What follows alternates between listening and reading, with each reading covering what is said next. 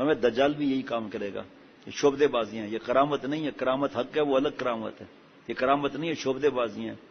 جناب بتا دیا کہ گائے کے پیٹ میں انگوٹھی ہے, گائے کو کاٹ ڈالا, اگر نہیں ہو تو 2 لاکھ لے لینا, واقعی انگوٹھی نکل آئی اسے. اب وہ پتا چلا سجدہ ہو رہا ہے, اللہ تعالیٰ رحم فرمائے.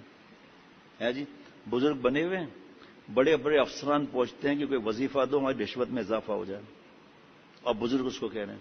عورتیں بھی جا رہی ہیں اس کے پاس.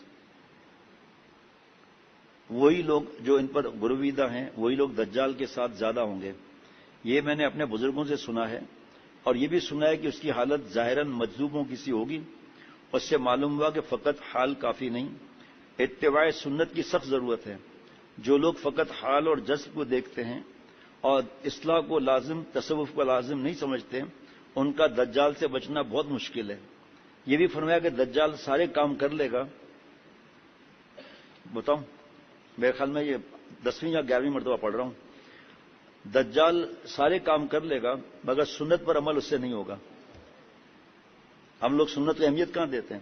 حضرت شیخ الاسلام مفتی تقی عثمانی صاحب دامت برکاتہم فرماتے ہیں, مجھے اپنے علماء ساتھیوں پر غم ہوتا ہے. وہ کہتے ہیں یہ سنت جو ہے یہ فرض واجب تو ہے ہی نہیں, مستحب ہے. ہمیں کاش ان کو پتا چلے کہ کس کے زبان مبارک سے یہ دعائیں نکلی ہیں.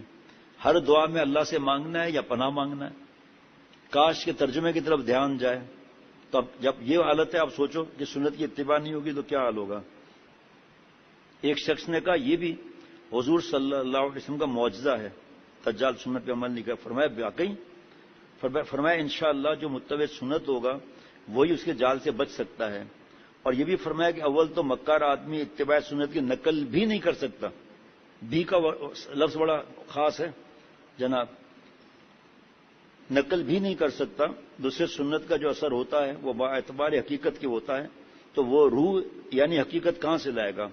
مشاہدے سے صاف فرق ہو جائے گا, معلوم ہو جائے گا. اس کی مثال ایسی ہے جیسے ایک شخص تو شراب پی کر اس کے نشے میں جھومتا پھرتا ہے, اور ایک وہ جو شرابی کی نقل کرتا ہے.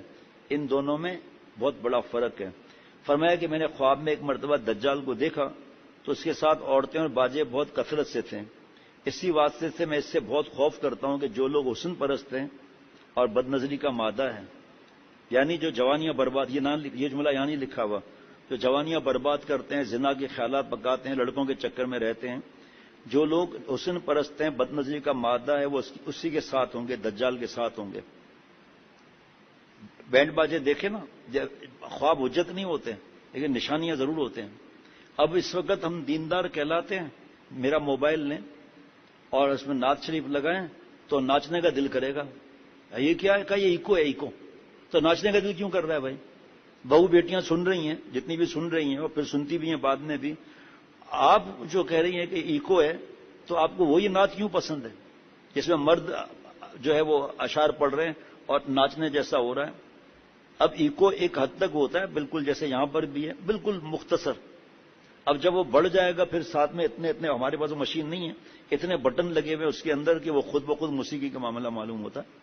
تو فرمایا کہ دجال کے ساتھ وہ ہوں گے جو حسن پرست اور بد نظری کے مادے والے ہیں اور گانا باجا والے ہیں. اور مثنوی شریف میں ایک حکایت ہے کہ شیطان نے حضرت حق سے درخواست کی اللہ تعالیٰ سے کہ مجھے کچھ آلات بھی دیجیے تاکہ میں ان کے ذریعے سے اپنا کام کروں. تو وہ کسی چیز سے اس قدر خوش نہیں ہوا. جب عورتیں سامنے کی گئیں اس پر ایک حالت طاری ہو گئی کہ اب میں کامیاب ہو جاؤں گا. آج کل پیر لوگ اس بلا میں بہت مبتلا ہیں. یہ لوگ حسن پرست بھی ہیں, خلاف سنت بھی ہیں. یہ سنتوں پہ عمل نہیں ہے, حسین لڑکوں کو بٹھایا ہوا ہے, جناب وہ جو کہیں بس وہ سمجھ میں آ جاتا ہے. اللہ معاف فرمائے. اللہ تعالیٰ دین کی سمجھ عطا فرمائے تو سب کام بنتا ہے بھائی. دین کی سمجھ نہیں تو پھر کچھ بھی نہیں.